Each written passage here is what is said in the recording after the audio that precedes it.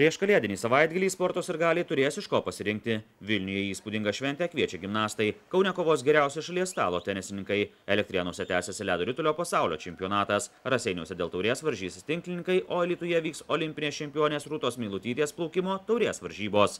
Jau tradiciniu tampantis Meilutytės vardo šeimų plaukimas vyks 3 metus iš eilės. Pernai varžybose dalyvavo beveik 100 šeimų. Šiais metais tikimasi sulaukti dar didesnio plaukikų skaičiaus. Nugalėtoms apdovanojimus įteiks pati olimpinė čempionė Rūta Meilutytė.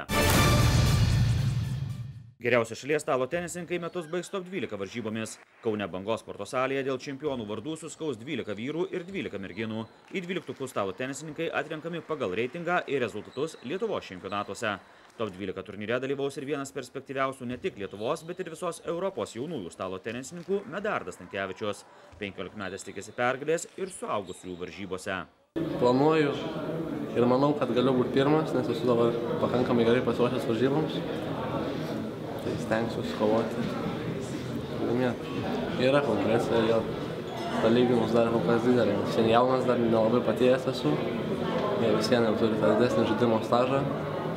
Tai sunku.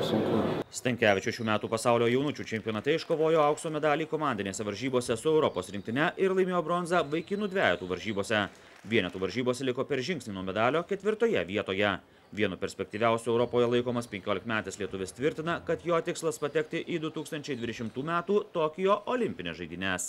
Čia mano labai didelis tikslas yra, labai stengsiuosi ten patekti. Manau įmanoma, tikrai įmanoma, šiandien būsiu suaugęs, jau visai kitas mano lygis bus. Top 12 turnyre nedalyvaus tituluočiausia Lietuvos stalo tenisininkė, daugkartinė Europos čempionė Rūta Paškauskienė. Įspūdingą kalėdinę šventę rengė sportinės gimnastikos atstovai. Sekmadienį Lietuvos edukologijos universitete vyks sportinės gimnastikos šventė, kurioje dalyvaus net 100 gimnastų. Tarp jų ir Londono olimpiados dalyvė Laura Švilpaitė. Mes rengiam jau 3 metus kaip tokį renginį, iš viso yra 6 jau metai, bet pagal pasakas mes rengiam 3 metus. Tai Pelenė buvo prieš 2 metus, paskui buvo Spragtukas ir dabar bus Sniego karalienė. Mes tenksimės perteikti visą pasaką kažkokiais šokiais, gimnastikos elementais. Olimpietės teigimu Lietuvoje yra labai daug gimnastiką sportuoti norinčių vaikų, tačiau labiausiai trūksta tinkamų sąlygų vaikams sportuoti ir vaikus dėl to atitraukia kitos pramogos. Anksčiau pagal mane buvo gabesnių vaikų nei dabar. Dabar yra netokie sportiški vaikai kaip anksčiau. Dabar, kaip matote, labai daug tos technikos atsirado, kompiuteriai, telefonai visokie išmanieji. Ir iš tikrųjų ateina vaikai, ten retkarčiais pasitaiko 2-3 vaikai, kurie galėtų pasiekti tų aukštų rezultatų. Bet aišku, tėvų požiūriai yra visai kitokie nei anksčiau buvo. Londono olimpiados dalyviai Švilpaitė, kaip ir kitoms Lietuvos gimnastėms, nepavyko iškovoti kelialapio į kitų metų Rio de Janeiro olimpiadą. Vietą olimpinėse žaidynėse Lietuvos gimnastai užsitikrinę vyrų varžybose.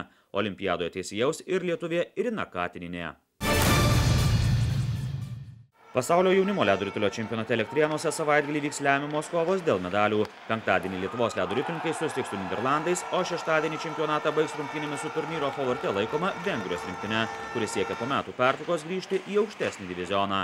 Kelialapis atiteks tik antro diviziono A grupės nugalėtojams. Paskutinę vietą užėmusi komanda nukris į žemesnį divizioną.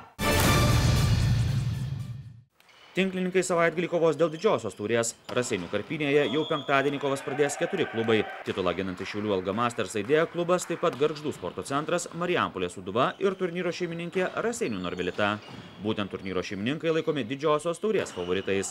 Lietuvos čempionate Norvilitos tinklininkai iškovojo visas 8 pergalės ir įtikinamai pirmauja šalies pirmenybėse. Vieną pergalę nuo Raseiniškių atsilieka Šiaulių klubas. Favoritų dvikova vyks paskutinę turnyro dieną sekmadienį.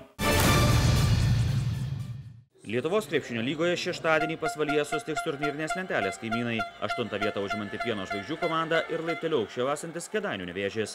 2 vietą užimantis Vilniaus Lietuvos Rytas namuose priims prieš paskutinėje vietoje esantį Panevėžio Lietkabelį. Dar 2 rungtynės vyks sekmadienį. LKL čempionai Kauno Žalgirio krepšininkai viešės Prienuose, kur susitiks su Vytauto komanda. Klaipėdos Neptūnas namuose susitiks su outsiderė Alytaus Dzūkija. Praėjusiame ture apmaudžiai tik po pratęsimo pralaimėję dzūkai per 13 rungtynių laimėjo vos kartą ir pergalės negali iškovoti jau 9 rungtynes iš eilės.